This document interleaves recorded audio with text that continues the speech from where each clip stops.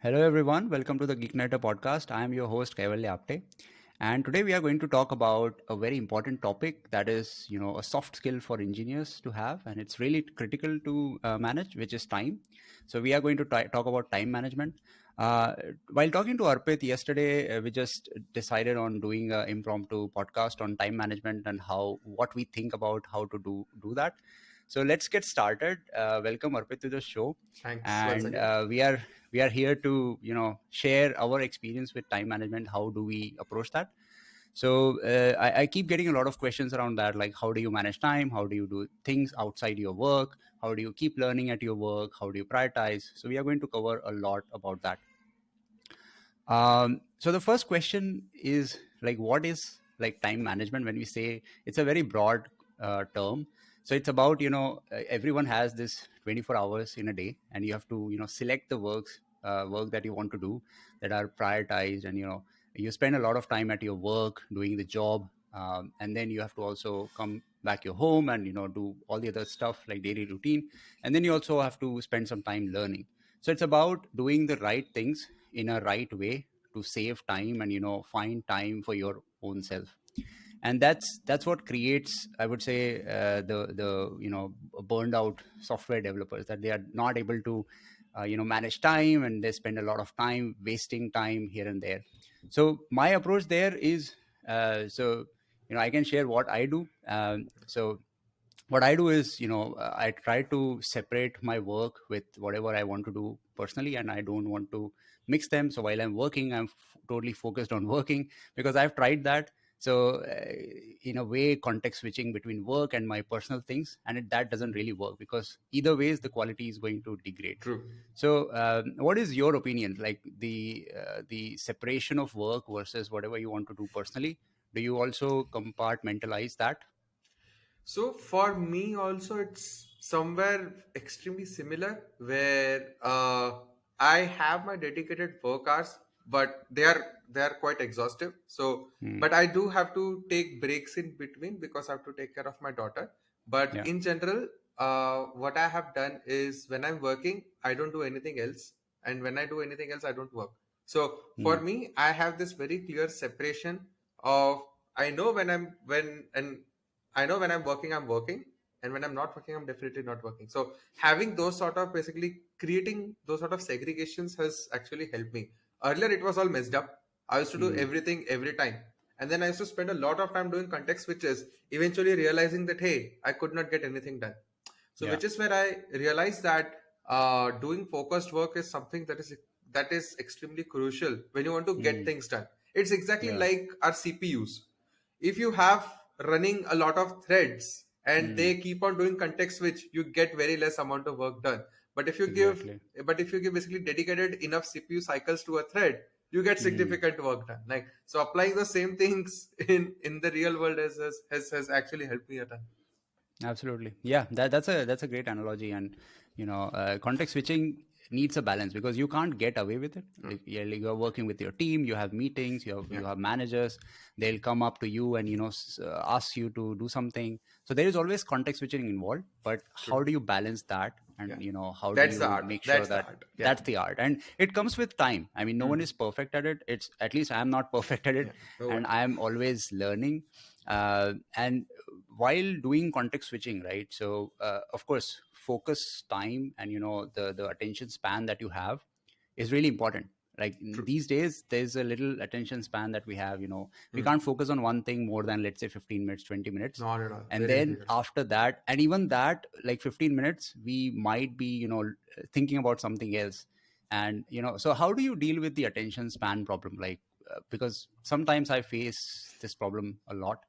uh, So what I have definitely done is I am not on most social platforms. Like I don't use Instagram, so those mm, those those kind of distractions are gone. Right? yeah. I do have to remain active on Twitter and LinkedIn to some extent, but when I'm at work, I don't open that. So Mm, while I'm working, let's say I work, let's say 10 to 12 hours a day roughly. So during that time, I minimize the time I spent on mobile. So mm, let's say if I made a post on social media, it's not that I would keep going on that, basically checking on the likes and comments and shares that I've received. For me, it's yeah. very simple. When I'm working, I try to just post and just basically forget about it, right? Mm. So this way, that sort of external distractions are taken care of, right? So they are Yeah. minimized. Yeah. I'm definitely not on Instagram or YouTube Shorts and all, so that saves a ton of time anyway.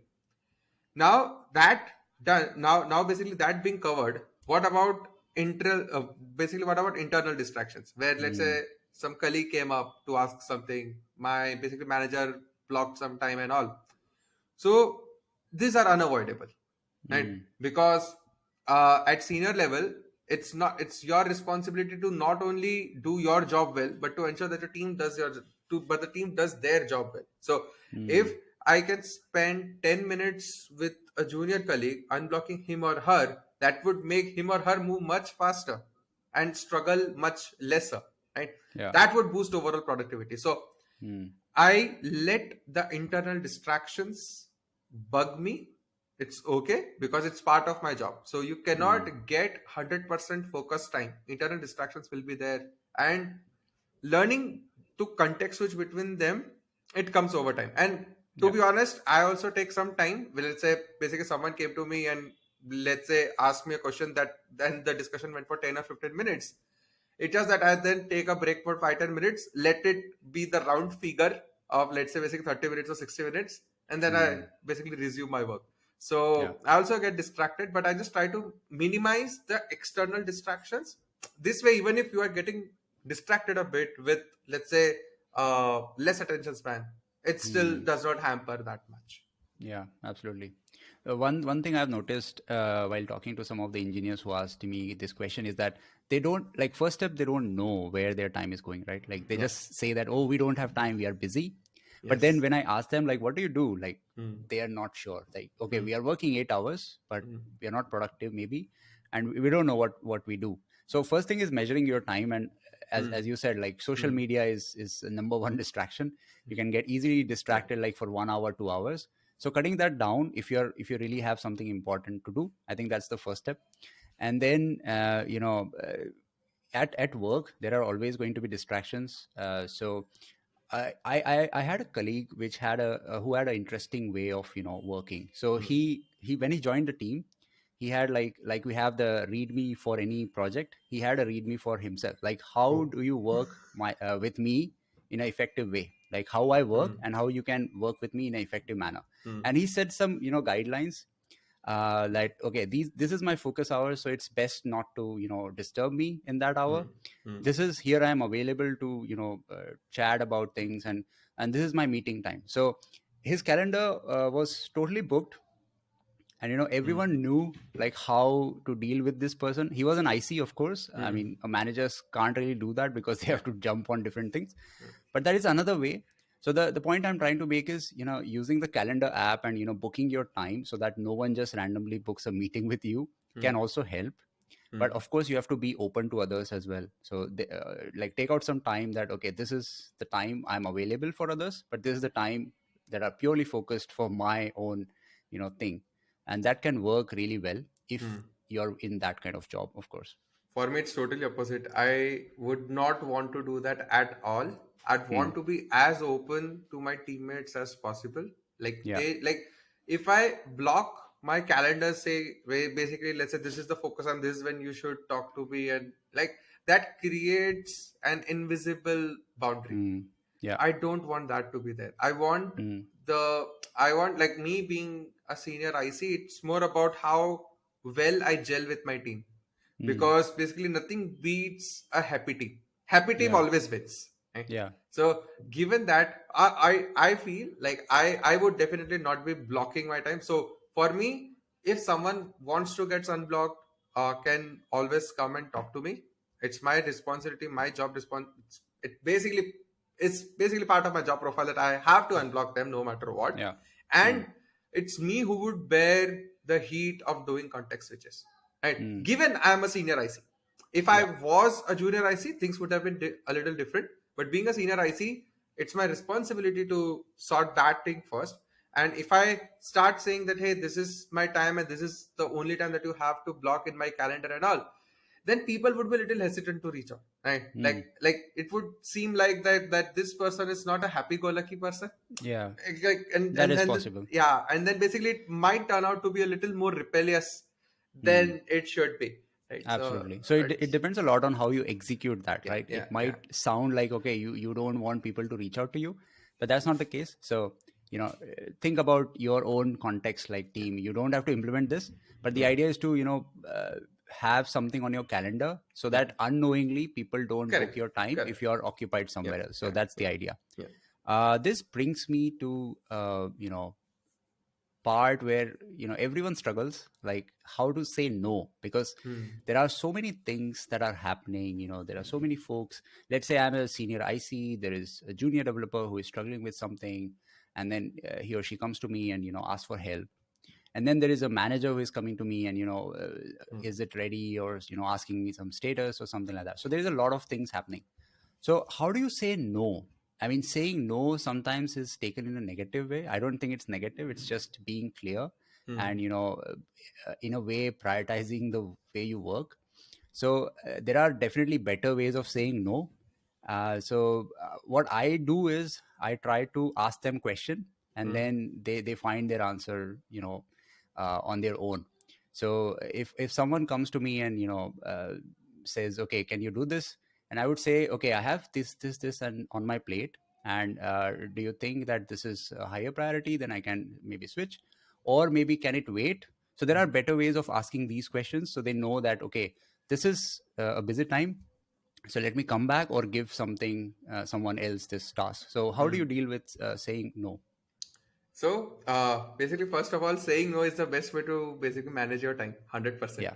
Uh, and for me, I it's really hard for me to say no. It's Mm, how I've been brought up. So mm, I feel so weird saying no to someone where someone has come with a hope that, hey, Arpit might be able to help me out, and I say no. yeah. It's really difficult for me. So what I do is I typically listen to that person for 5 minutes. 5 minutes is not that big of a time, and it's not that big of a context switch either. But at least listening to the things that the other person has to say, in most cases, if the person has thought it through, he or she would get that nudge anyway while he or she is explaining things to me, Mm, right? So this might automatically solve the problem, like mm, very high chance. And I've seen it more often than not, where person, when he or she is actually explaining the stuff, while explaining itself, he or she, oh, this is why it is there, and then mm, problem gets automatically solved, right? yeah. So that is one.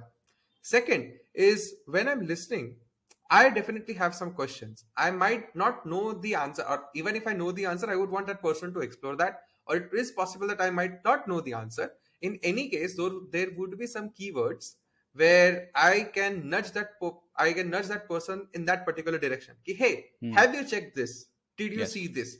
Yes. 5 minutes thing, you just give them the pointers. Good engineers would absorb those pointers and go and look for it. So Yes. I don't really have to spend 30 minutes of my time spoon feeding the answer, but Yeah. just giving those right pointers is basically done and dusted, right? So I don't Yeah. really have to set up a 30 minutes meeting for that, right? Mm, And basically coming on to that point, that the granularity of meeting that I operate on is 15 minutes. mm, So basically 15, 30, 45, 60, and not mm, 30, 60, right? So this way, what happens is, yeah, if I know that I might just need someone else's only 15 minutes, so I'd block only 15 minutes and not 30 minutes of time. mm, So when I reach out to someone, I'm extremely prepared with all the questions. When someone reaches out to me, if I repetitively ask him or her the questions, eventually that person would be much more prepared than what he or she was when he first approached me, right? yeah. So what I try to do here is I try to inculcate the habit in others to be prepared for a conversation. And Absolutely. the way I do it is, I know when they are not prepared, I'll ask those questions. They would suddenly feel ki, hey, I did not think it through. Mm, Next time when they're approached, it would be a different situation, right? yep. Yep. So it's like reinforcement learning. i'm Mm, I'm basically giving them kind of a semi negative feedback by asking them questions still constructive enough. yeah. Next time they would automatically learn about it. Yeah. Absolutely. Yeah. That makes a lot of sense. I mean, just don't give them like the answer, give them new questions to think Yeah, about. Okay, true. this is the area where you should think about, and then they of course may feel that, okay, I need to go back and think a little bit more here, and then I can come back. Now, coming to this, right? Hmm. This is a common question. Like, okay, I'm working on a task, I am stuck, I've done every search I can do, everything I can do, I've tried writing code, it's not happening, right? Hmm. And I'm blocked for 2 days, 3 days, Hmm. because I'm Hmm. hesitant to ask for help, right? So as a newbie to a project, or a junior engineer, Hmm. right, asking for help is a big Yeah.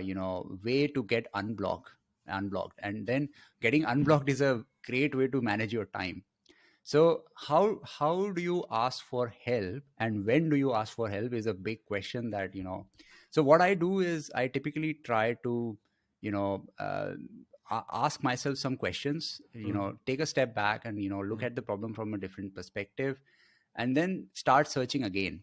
Hmm. But I try to time box as well. So if I'm taking a lot of time, it's best to ask for hints. So the Yeah. way I try to ask the questions is not, oh, it's not working, please tell me the answer. It's not that the way, It right? should be much more I, specific. it should be much more Yeah. specific, that, oh, I tried this, but Hmm. something is not working here, Hmm. and I am getting this error, for example, or I don't know this stuff, do you know any resource I can read more about it? So they get a feeling that, okay, he wants to learn more on the topic and not get a solution from me. So what True. is your approach on asking for help? This is precisely what I recommend. Like, you should, instead of just asking question that, hey, I'm unblocked, please help, you should have that, hey, I tried this thing, this didn't work, I got this Hmm. particular error, that's why I'm reaching out for help. Now, Yeah. what this does is that this indicates to that other person that, hey, you tried, and after that you are reaching out. Yeah. And it would also help build some context with that person that, hey, these are all the points that he or she has already tried, and this is where he Hmm. is stuck. So that other person would not have to spend a lot of time building that context, right? So this solves two problem, is basically Hmm. what I believe. And asking for help is really critical. You need to know when to ask for help. I was really bad at it. I would spend 12 hours, 14 hours struggling myself without asking for any help, thinking that other person's time is much more important. And we all have been there, done that kind of stuff, right? Yes. Yes. And I still am a little hesitant, but now what I do is, I still, if I'm blocked somewhere, and it happened very recently, like Hmm. Friday, it happened very recently. I wanted to do some development setup, and I was stuck. I could not set it up because it was JVM stack. I had no idea about it, and I was stuck at that point. And the way I reached out was, I dropped message to three folks. The first one that responds, I just grab that person, but I ensure that I only take 15 minutes of his or her time, Hmm. because I want them to nudge me in that right direction where, because of my lack of knowledge, I would struggle. I wanted those pointers, because at the end, what matters is if you get those right nudges, you would be able to converge on an answer. You would be able to Yeah. find a solution, right? But those nudges are very important. So as always, I was extremely prepared with my questions. Instead of asking, hey, can you help me set up this? No, it was very specific. I'm getting this error while I'm setting up. Is this because of a particular library, Yeah. right? So this way, that other person already knows what I tried, and Hmm. can literally nudge me in almost the correct direction, and Absolutely. basically get it done. And then I would still struggle while setting it up, but I'm just consuming my own time rather than someone else's. But at least I'm increasing the probability of getting nudged in the correct Hmm. direction. Yeah. Yeah. Absolutely. So that's the reason, like, some of the teams that are extremely occupied with, let's say, some support issues, like for example the data infra team, like Yeah. everyone would reach out to them and say, oh, this is not working, that is not working. So Hmm. they end up having like a small support form where you just put up these little questionnaire, that so they ask you all these Yeah. questions Did you try even this? Did you try beforehand. Did you this? try Yeah. this? Yeah. Yeah. Did you try this step? Go to this wiki, it might help you. And like 90% of the questions are already answered there. Yep. This means you haven't tried enough, or you haven't thought about it enough. So that's the right way to think about it. So think of as a support form, like someone else's Yeah. time is really Yeah. important. So think about going there and Been there, seen making that. sure. I Yeah. was leading SRE. I was leading SRE, and this is Yeah. exactly what the biggest pain point was. Folks Yeah. just started writing, "Hey, this is not working. Arey, tell us the log. Tell us what did you try and whatnot." Exactly. So then then some other leader took over SRE, and he started asking for people to fill out a form, kind of form, Mm. where Yeah. did you go through this wiki, did you go through this, did you try this, and then once they have answers for that, then only we would basically provide the Exactly. support. And this is Exactly. exactly like I and which is where one of the uh, uh, basically one of the biggest process change that I introduced in a couple of teams was to have this exhaustive wiki, which Mm. had every single FAQ that anyone struggled with. It was all documented there. This way, folks would not reach out to us for the same thing again. We just ask, "Did you go through this doc?" As Yeah. simple as that. If you have, Absolutely. good enough. If you could not find answer, we are there to help. But if you find, document it there so that it helps everyone else to do it. That's a great point, and that was actually my next extension to this question. Hmm. That okay, I've done this. Let's say I'm setting up some development environment, and I faced some issues. I took some help. I did Hmm. some research, and I fixed it. Next time, let's say after 6 months, I am again at the same point. So it doesn't make sense to ask Documentation. the Yeah. same question, Yeah. right? So how do you document your learning? Is there some tool you use? Is there some way you document? Like I typically just use like a simple Google Doc if something is really important. That works. Bring and keep the link in my like personal Slack where I can bookmark all the links Yeah. and all that, and then just refer it. So I think that works quite well for me. It's easy. It's Hmm. available at any device that you're working on. So, what is your way of doing it? 100%. Never overcomplicate. So, Yeah. especially at a workplace, you might be using Google Suite or let's say Microsoft Suite or something like that. Hmm. Whatever the default document tool is that is accessible across not just Yeah. devices, but maybe you could share it with your team, something like that. Hmm. So, for example, while I was setting up a development environment, there were some pointers which were missing in the doc, which I struggled Yeah. with. I immediately went in the doc, added my thing, got it approved. So now it's a shared knowledge base among like across the team. With this, if someone ever gets stuck on a similar point, they would get unblocked. So at Google, everyone just uses Google Docs to do everything like this. So we Yeah. dump all of our learnings on Google Docs. Everything is documented. Like we don't really have to reach out to teams, to anyone. It's extremely rare for us to reach out to anyone because Yeah. everyone has a habit of documenting and then basically moving forward. And Yeah. the best part is with the culture, even if your stand-up update is I updated a document, that is considered as a good stand-up update because you're not just Absolutely. solving your problem, you're solving Yeah. problem for other engineers that would be Others. onboarded to your team, right? So Absolutely. and this requires a bit of change from, like, obviously it depends on the company to company, manager to manager. Yeah. But I've seen a lot of leaders discrediting the fact that someone wrote a documentation to solve something and say, why are you wasting time? Yeah. But to be honest, that is one of the most fruitful things. I faced it myself when I was creating the gigantic wiki of all the FAQs. So many my peers and leaders were asking me the same question, that hey, why are you Hmm. wasting time doing this? And Yeah. after 6 months, they were the first ones to appreciate it. Okay, my God, this saves so much of time. And it's Absolutely. true, documentation does help. So if you Yeah. just need to maintain it well. Yeah. So Absolutely. that's what I This. also follow, documenting Yeah. everything.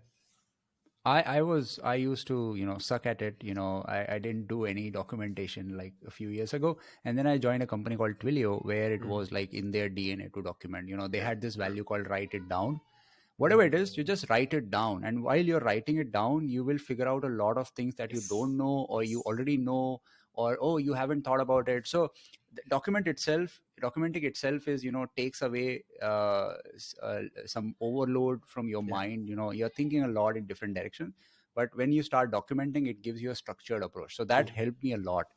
And we do that, and that also helped me in some of the on-call pages that we got, like, Hmm. oh, this is the page we got, we don't have any run book. So Hmm. as an on-call engineer, I would just go ahead and just write it down, like how I fixed it, and then that would help the other on-call person if the same issue occurs, True. right? So that is always helpful. So that's a great tip. Coming back to a little bit on the prioritization, right? Hmm. Like software engineering is a demanding job, and there's a lot of thing. And as you grow in your career, it gets more and more demanding, right? It never gets easier. Hmm. So, and there are like 100 things to do. Hmm. How do you decide on the top 3 things or top 10 things to do in a day? Like, how do you know that this is the right thing to do? So, prioritization is a big thing, but what is your take on that? See, as an IC, there is always one project that everyone is having their eyes on. right? Hmm. Everything else is okay if it gets delayed. So for me, the idea is pretty simple. I work on things that are being tracked. Yeah. Right? Otherwise, I'm putting in time, but people are asking follow-ups on some other thing, then that does not make sense. Right? Yeah. So for me, prioritization is simple. The project about which leadership is asking questions, I do that. Hmm. So, and a lot of people take this in a negative way that, hey, you are just following your manager. Duh, duh, duh, duh, duh. But the truth is, manager is being asked the question by his or her manager. Yeah. And if it is having a top level visibility, and if I'm working on something else, my manager would say, Yeah. okay, hi, why are you wasting time there? This is what you're supposed to Absolutely. deliver. Right? Absolutely. So for me to get hints on prioritization is simple. Whatever my manager asks me more frequently is what I spend more time on. Hmm. Right? If Yeah. something is just like a breeze question, okay, hey, did you check this? If it's a breezy question, I do like I basically put it way below in my list of things to do. Right. So that's my hint. When I Yeah. was the manager, I also had this habit of asking a bunch of questions, but I knew what my manager was looking at. So I would ask questions on those fronts. So now that I'm on the other side of the table, I Yeah. exactly know how to prioritize. But this Yeah. is a very easy hack to figure out what the prioritization looks like in your manager's head. The things that are being Absolutely. asked about the most is most important. Absolutely. Just look at your board. Just Yeah. look at your roadmap and see the top priorities. I mean, there is a reason why it is in the top Yeah. priorities, Yeah. right? And you brought up a very interesting point, like visibility. So a lot of engineers do great work, and they do amazing work. They have good impact, but they don't create enough visibility that they have done this and what were the challenges and Yeah. all that, and they don't get enough credit for that. So Yeah. bringing in that visibility, and of course if you're working on the top priority stuff that your manager or their directors or Hmm. whatever, Hmm. they have their eyes on it, it will have visibility that, Yeah. oh, this Yeah. person is working on this, and this is pure impactful thing to do. Exactly. So yes, that makes a big difference. So you may be doing great work, but if you don't have visibility, you won't grow a lot. Great. I think it's time to summarize a bit on the different things we have talked about. So I think we started off with context switching. So you need to do context switching. You can't Hmm. get away with it at your real job unless you're just working alone on something. Hmm. But you have to keep a balance. You can't just do context switching. There's a lot of overhead. Hmm. And same analogy that Arpit shared was the CPU and the number of threads. So you have to balance that. I can't help it. The So only analogy I can give is with computer science. So yeah, yeah, okay. And absolutely. being a geek, No, then that makes sense. It is at the end, it's for software engineers, so we yeah, have to. yeah, The next thing was a quite big one, which was saying no. It's totally okay to say no, but there's different ways of doing it, of dealing with it. You can just ask some questions so people can think more on that problem, and instead of like spending 30 minutes, they might just get answer in 5 minutes. So that really helps. And then the third one was to asking for help. So hmm. knowing how to ask and when to ask for help is a critical thing. But make sure you don't ask for the solution, but you ask for some hints or Hints. some Yeah. pointers that you can look for, and research more and find your solution on your own, and not Hmm. like spoon feeding. And then I think it was about prioritization. Like, how do you prioritize? So look at what your manager is asking you, look at your board, look at your roadmap, and understand what are the top priorities. That will also help you create the visibility that you need. And then I'm forgetting some other points. I think there was something else as well. I think it was about documenting, Yeah. right? So Documented. whatever you learn, try to document, so it is also helpful. And in a way, it also creates some visibility, right? Like Yeah, if you yeah, have yeah. It documented does. something, It does. It so does. it's definitely impactful.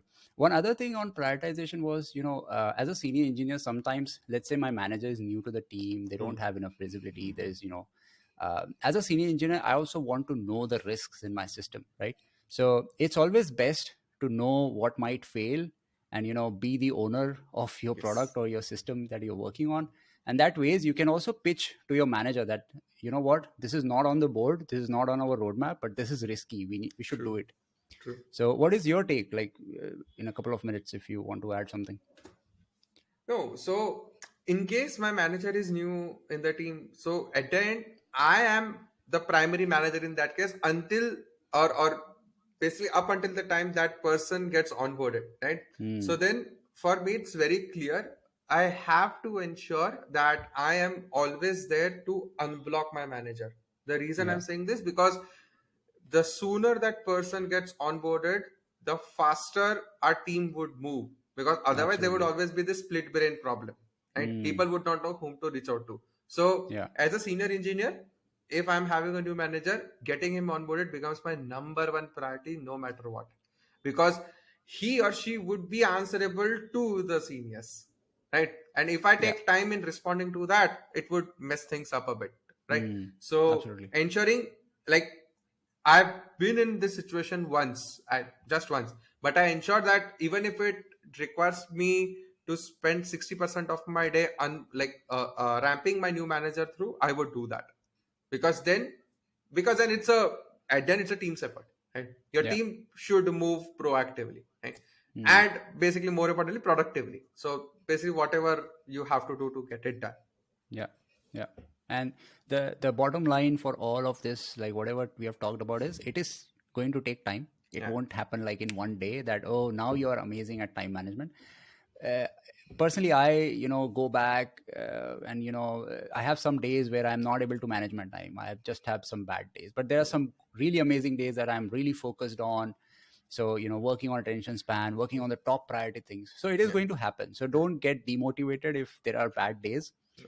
but the idea is to make it consistent and make it a habit of managing your time well using all these techniques or whatever experiences we have shared.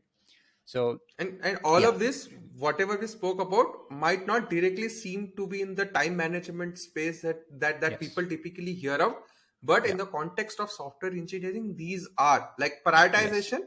If you're not spending time on the things that is most prioritized, you are not utilizing your time well, because you're putting time on things Absolutely. that don't matter that much. And if you're Mm. not documenting, you're not managing your time well, because you or other team member would be coming onto that same point again, struggling with that same issue, and then Yes. they would be eating up your time to fix that. If you would have Yeah. documented, problem is solved. This goes throughout. At the end, Yeah.